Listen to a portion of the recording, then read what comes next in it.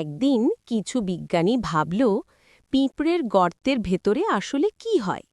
তারা একটি ছোট্ট পিঁপড়ের পিঠে খুব ছোট একটা ক্যামেরা লাগালো।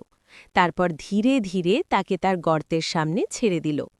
পিঁপড়েটা গর্তে ঢুকতেই ক্যামেরায় দেখা গেল একদম অন্যরকম এক দুনিয়া।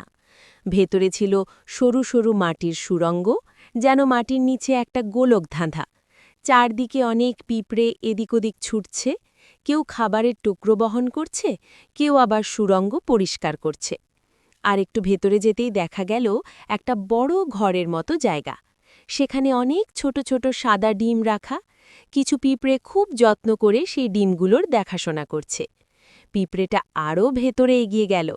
হঠাৎ ক্যামেরায় দেখা গেল একটা বড় পিঁপড়ে। সে হল রানী পিঁপড়ে। চারপাশে অনেক পিঁপড়ে তাকে ঘিরে আছে এবং তার যত্ন নিচ্ছে। বিজ্ঞানীরা অবাক হয়ে গেল। মাটির নিচে এত সুন্দরভাবে সাজানো একটা ব্যস্ত শহর আছে, যেখানে হাজার হাজার পিঁপড়ে একসাথে কাজ করে। শেষে পিঁপড়েটা আবার গর্তের মুখ দিয়ে বাইরে বেরিয়ে এলো। তখন বিজ্ঞানীরা হাসতে হাসতে বলল, ছোট্ট পিঁপড়ে হলেও তাদের দুনিয়াটা কিন্তু একদম বড় শহরের মতো। শিক্ষা: ছোট হলেও সবাই মিলে কাজ করলে বড় বড় কাজ করা যায়।